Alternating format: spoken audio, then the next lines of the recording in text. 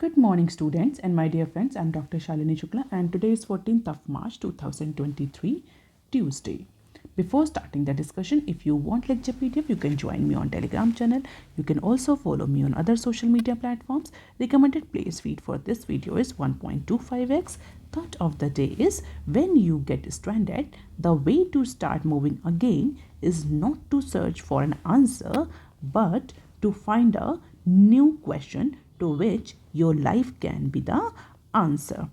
And these are the Mint newspaper headlines, and these are important business standard newspaper headlines. And in today's discussion, we are going to cover 12 news articles, 4 from Mint and remaining from Business Standard. So let us start with article number 1, that is given on page number 1 of Mint paper. US crisis continues to weigh on stocks. Silicon Valley bank के closure के बाद जो ripple impact है वो different sector पर global level पर visible हो रहा है। ऐसा नहीं है कि यूएस के इस बैंक के क्लोजर के बाद या मेल्ट डाउन के बाद केवल यूएस इकोनॉमी ही इम्पैक्ट हो रही है। इसके अलावा जितनी भी अदर इमर्जिंग मार्केट्स हैं और जो डेवलप मार्केट्स हैं, जो डेवलप इकोनॉमीज़ हैं, वो भी इम्पैक्ट हो रही हैं सिलिकॉन वैली बैंक के क्लोजर के बाद। और अगर हम इंडिया की बात करें तो इंडिया में भी जो बेंचमार्क इंडाइसेस हैं वो अपने 5th मंथ के लोएस्ट पॉइंट पर पहुंच गई हैं। तो stock extended their losing streak for a third day as concern about US banking crisis continue to weigh on investor sentiment. तो अगर हम इंडिया की फाइनेंशियल मार्केट को देखें तो बेंचमार्क जो इंडाइसेस हैं इंडिया में निफ्टी और सेंसेक्स दोनों ने अप्रॉक्सीमेटली 1.49 1.52% का डेक्लाइन रजिस्टर किया ऑन मंडे ट्रेडिंग। और एक्सपर्ट के अकॉर्डिंग ये अभी तक के 7 महीनों का, नॉट 5 मंथ्स, अप्रॉक्सीमेटली 6 मंथ का सबसे लोवेस्ट पॉइंट है। और जैसा कि मैंने डिस्कस किया कि इसका इम्पैक्ट तो सिर्फ इंडिया पर ही नहीं है, सिर्फ यूएस पर ही देखने को नहीं मिल रहा है। जो अदर इमर्जिंग इकोनॉमीज़ हैं, इवन द डेवलप इकोनॉमीज़, उन पर भी इसका इम्पैक्ट पड़ रहा है। और अगर हम इंडिया में इन्वेस्टर वेल्थ की बात करें तो अप्रॉक्सीमेटली 4.04 ट्रिलियन का जो इन्वेस्टर वेल्थ है वो केवल इंडिया में मंडे को केवल वाइप आउट हो गया because of this crisis of Silicon Valley bank. और अगर पोर्टफोलियो इन्वेस्टमेंट की बात करें तो जो एफपीआई है उन्होंने अप्रॉक्सीमेटली 1547 करोड़ की सेलिंग करी। That has again worsen the loss of stock market. और नेशनल स्टॉक एक्सचेंज का जो टोटल मार्केट कैप है वो 256.56 ट्रिलियन तक पहुंच गया, जो कि फ्राइडे को 260.6 ट्रिलियन था। और जो बहुत इंपॉर्टेंट 4 to 5 स्टॉक्स हैं वो कंटिन्यूसली डिक्लाइन कर रहे हैं after this silicon valley shutdown.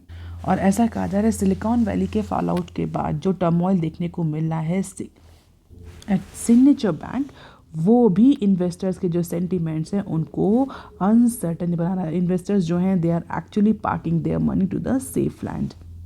हालांकि इंडिया में मंडे को जब इंडाइसेस ओपन हुए, जो डोमेस्टिक मार्केट जब ओपन हुआ तो उसमें कुछ गेन देखने को मिला, लेकिन अगेन जो डिक्लाइन था वो फिर से स्टार्ट हो गया विद ग्लोबल इक्विटीज़।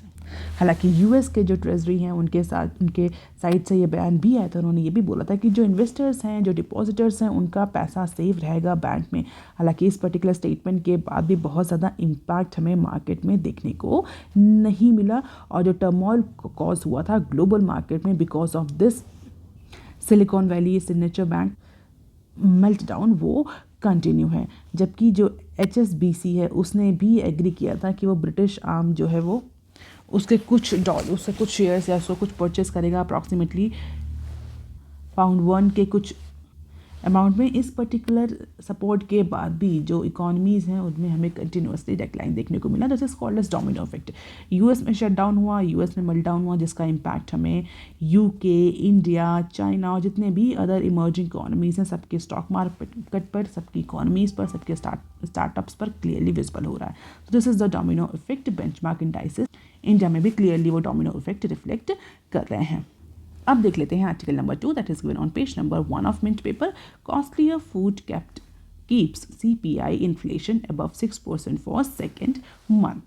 तो फरवरी मंथ का सीपीआई डेटा पब्लिश हो चुका है और इसके अकॉर्डिंग जो सीपीआई रही यानी कंज्यूमर प्राइस इंडेक्स फरवरी में रहा वो अप्रॉक्सीमेटली 6.44% रहा। हालांकि जनवरी के कंपैरिजन में हमें थोड़ा डिक्लाइन देखने को मिल रहा है। जनवरी में इट वाज 6.52, लेकिन अभी भी आरबीआई की टॉलरेंस लिमिट से ज़्यादा है। तो जनवरी में 6.52 था सीपीआई, जो डिक्रीज होकर के फरवरी में 6.44% तक आ गया है, लेकिन अभी भी ये आरबीआई की टॉलरेंस लिमिट के ऊपर है। What is RBI tolerance limit for inflation?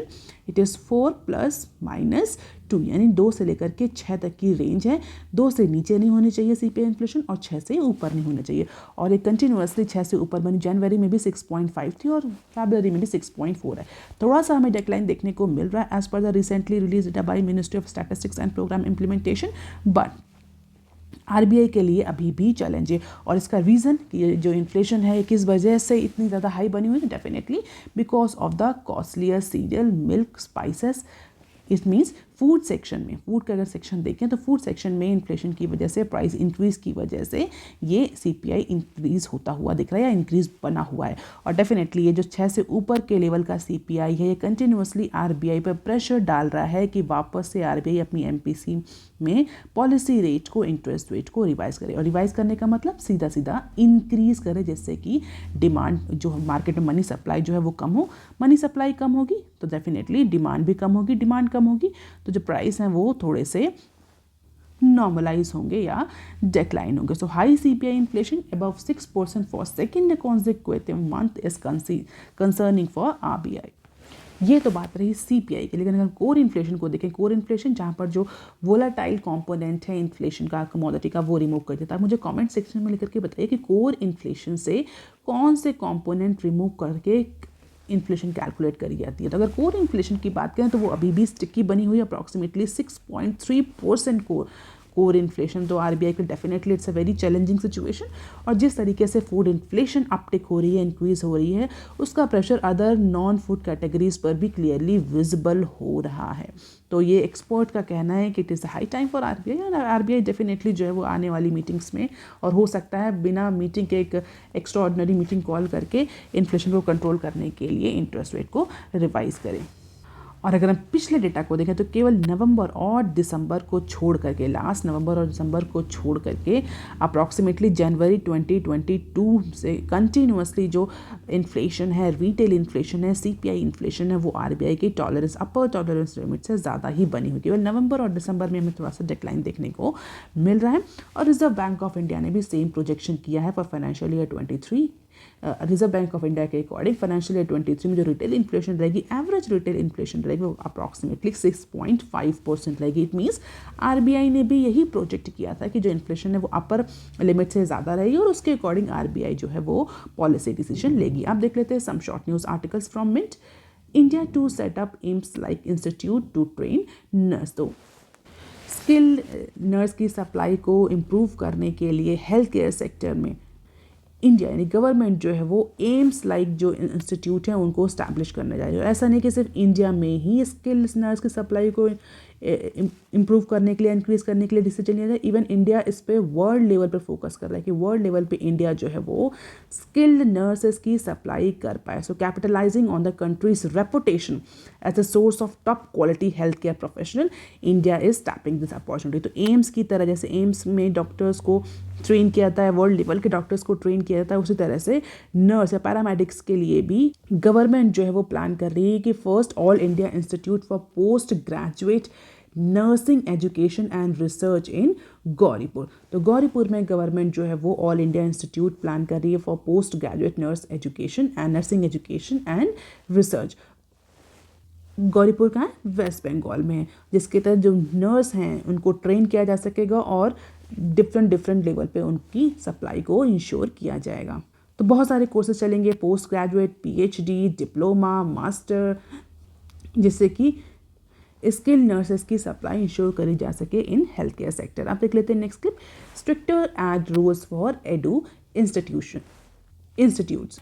तो एजुकेशनल इंस्टीट्यूट जो एडवर्टीजमेंट लगाते हैं, स्पेशली प्राइवेट एजुकेशनल इंस्टीट्यूट जो एडवर्टीजमेंट अपना करते हैं just to promote the more admission, उसको लेकर के रूल जो है वो गवर्नमेंट मॉडिफाई करे। So advertising rule for educational institutes are set to get more stringent with the advertising standard council of India. So ASCI जिसको बोलते हैं advertising standard council of India, ASCI जो है वो एक नया ड्राफ्ट इंट्रोड्यूस करने जा रही है, नया ड्राफ्ट नॉर्म इंट्रोड्यूस करने जा रही है फॉर एजुकेशनल इंस्टीट्यूट। और ऐसे एजुकेशनल इंस्टीट्यूट जो कि अनसब्सटैंशिएटेड क्लेम बताते हैं जॉब प्लेसमेंट के बारे में, एकेडमिक सक्सेस के बारे में, इनरोलमेंट के बारे में। आप देखते होंगे बहुत सारे प्राइवेट इंस्टीट्यूट बोलते हैं 100% गारंटी ऑफ प्लेसमेंट, ये लोग यहाँ प्लेस हुए, इतना एडमिशन हुआ, ये अवार्ड मिला, ये क्वालिटी अवार्ड मिला। तो इस सब को लेकर के अब रेगुलेशन आने वाला है।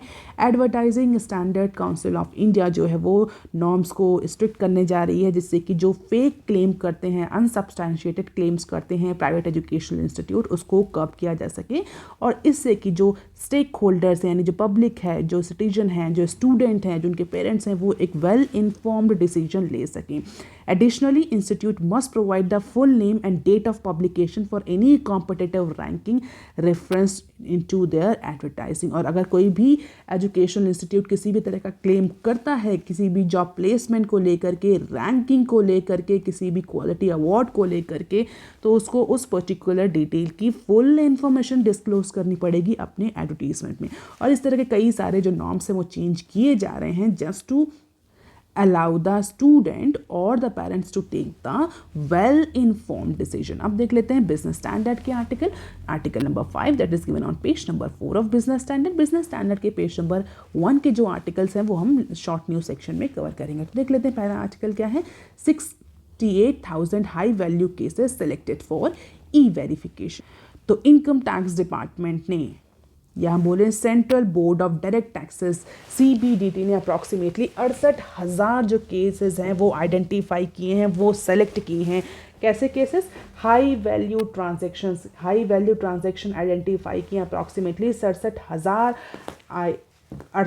हाई वैल्यू ट्रांजैक्शंस जो हैं वो central board of direct taxes ने आइडेंटिफाई किए हैं फॉर फाइनेंशियल ईयर 20, यानी आज से 2 साल पहले ये जो 68,000 केसेस हुए थे, या फाइनेंशियल ईयर 20 में जो 68,000 केसेस हाई वैल्यू ट्रांजैक्शंस हुए थे, उनको रिकॉर्ड किया, आइडेंटिफाई किया, सेलेक्ट किया है central board of direct taxes ने। किस लिए सिलेक्ट किया है? क्योंकि CBDT का ये कहना है कि these transactions were not reported correctly in the tax returns. तो ऐसे ट्रांजैक्शन जो कि ITR में तो उनको डिस्क्लोज नहीं किया गया, बट ये ट्रांजैक्शन हुए हैं। तो डेफिनेटली इन्वेस्टिगेशन लॉन्च करने के लिए on individual and corporate transaction CBDT ने ये 68,000 केसेस आइडेंटिफाई किए।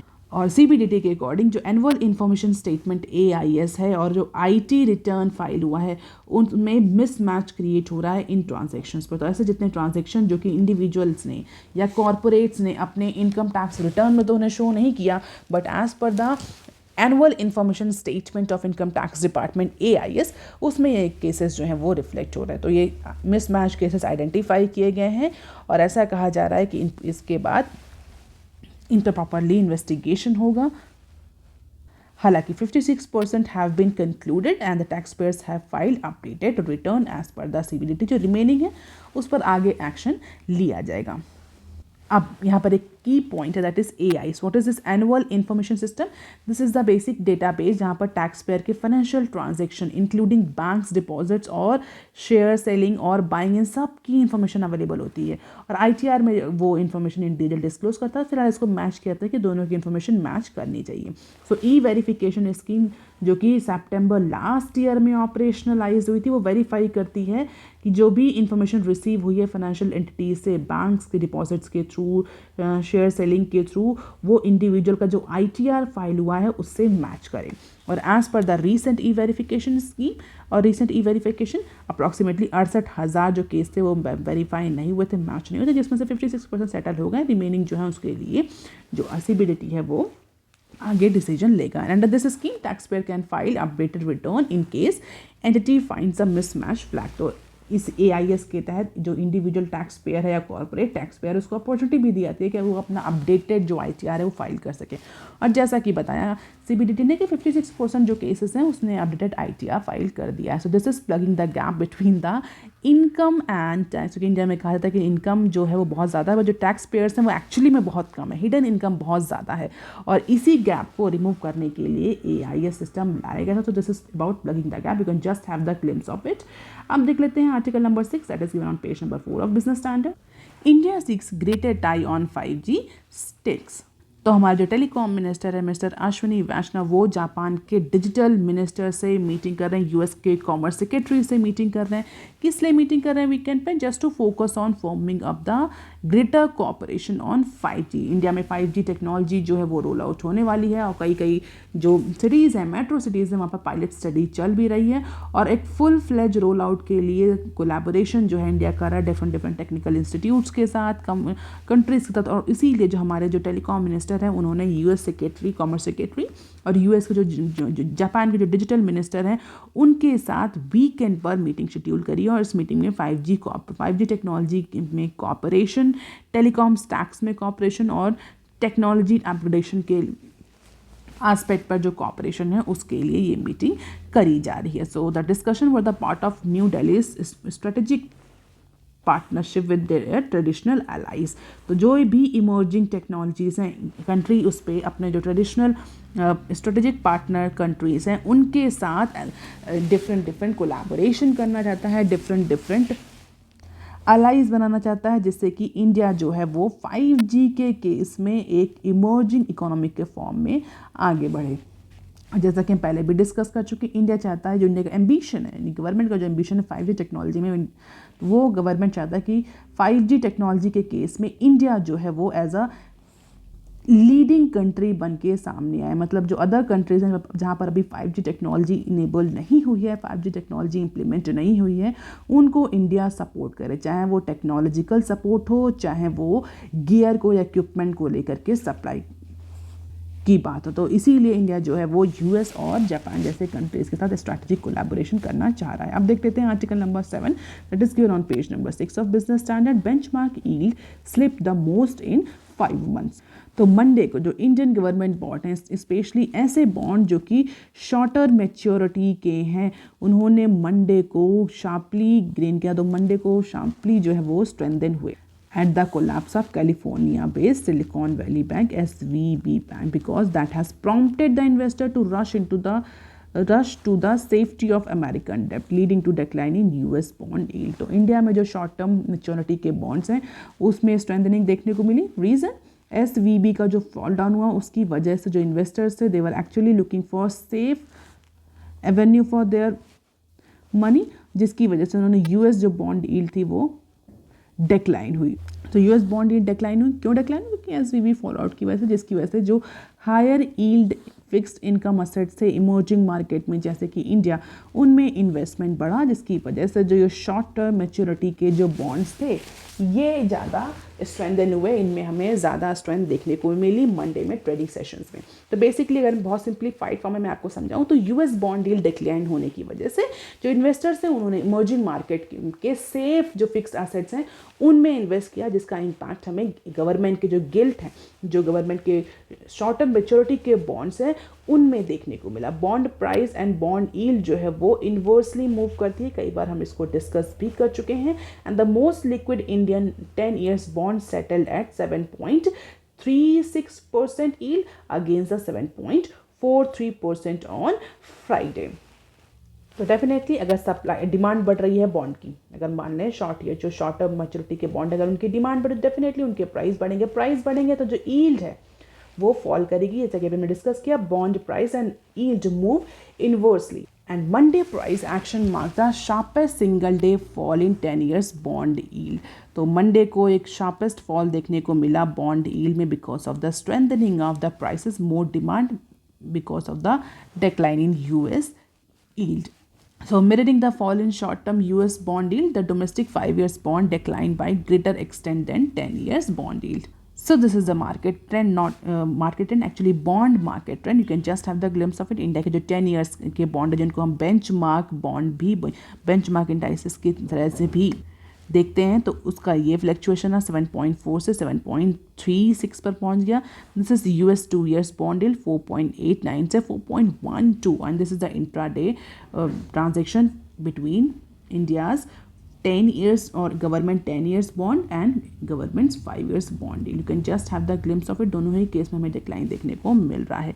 अब देख लेते हैं some short news articles from business standard. Basically ये पेज नंबर 1 की न्यूज़ है। पेज नंबर 1 यानी page number 1 of business standard.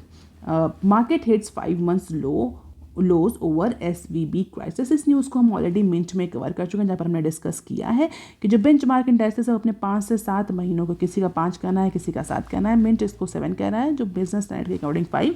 Approximately हम ये मान सकते हैं कि दोनों ही केसेस में निफ्टी और सेंसेक्स में हमें फॉल देखने को मिला, और वो जो फॉल था वो SVB बैंक के कोलैप्स की वजह से है। SVB बैंक्स और 2 अदर US बैंक हैं, उनके कोलैप्स की वजह से है या मेल्टडाउन की वजह से है। अगर टॉप सेंसेक्स लूजर की बात करें तो टॉप सेंसेक्स जो लूजर्स हैं वो हैं IndusInd bank, state bank of India, Tata Motors, M&M, Infosys.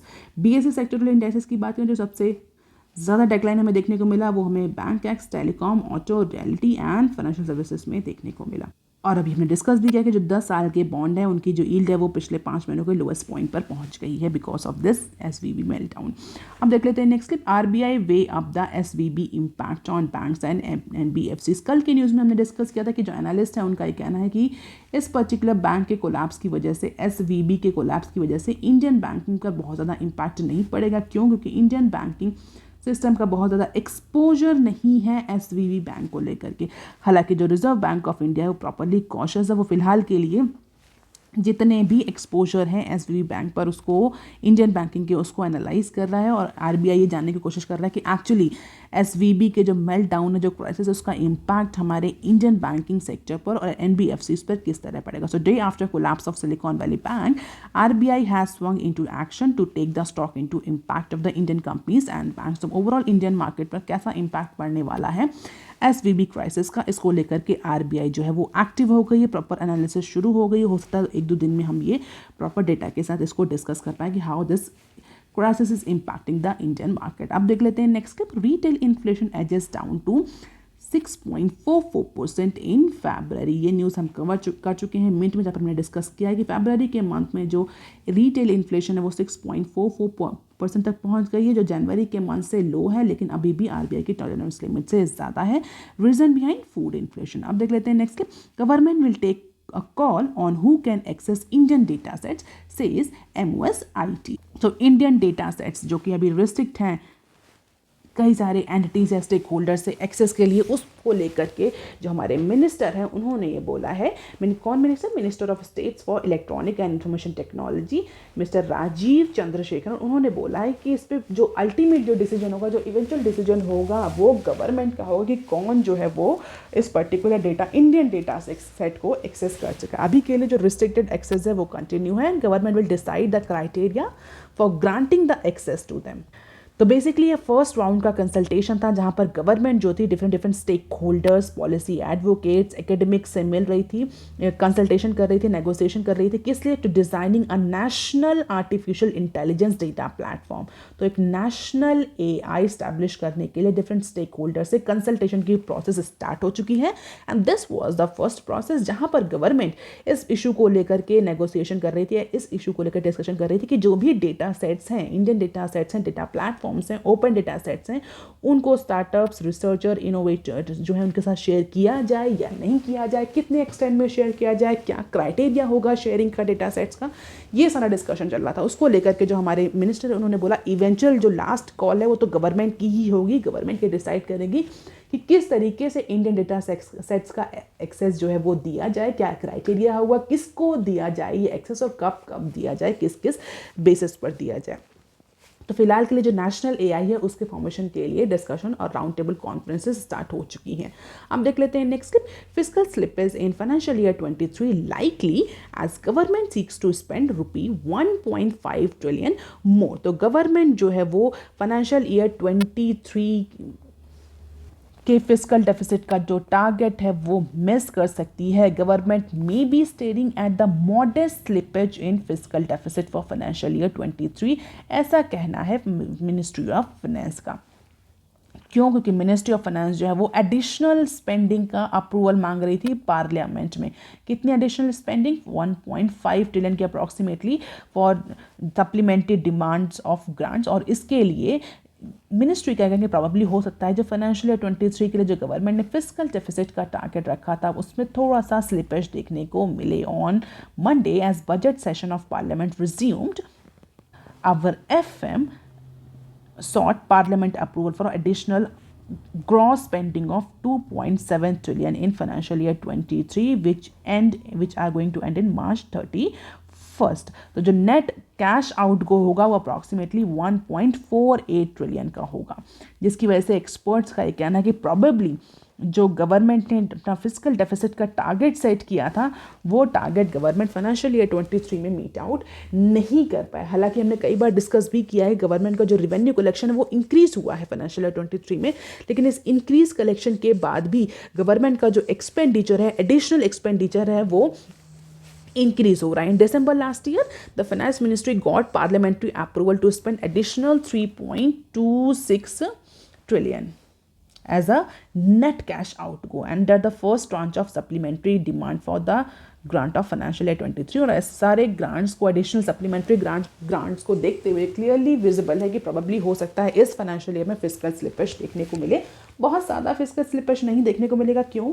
क्योंकि गवर्नमेंट का कलेक्शन भी बहुत ज़्यादा हुआ है। हालांकि टारगेट जो है वो ब्रीच हो सकता है, क्योंकि जिस तरीके से एडिशनल डिमांड करी गई है और फाइनेंशियल ईयर ख़त्म होने वाला है, मार्च 31 को ख़त्म हो जाएगा ये फाइनेंशियल ईयर, तो प्रॉबेबली इस बार जो है वो फिस्कल डेफिसिट का टारगेट अचीव नहीं होगा as per the analyst. That is all for today student. If you want lecture PDF you can join me on Telegram channel. You can also follow me on other social media platforms. If you have any query and suggestion, you can write on comment section below. Please like, share and subscribe. Thank you. Have a nice day.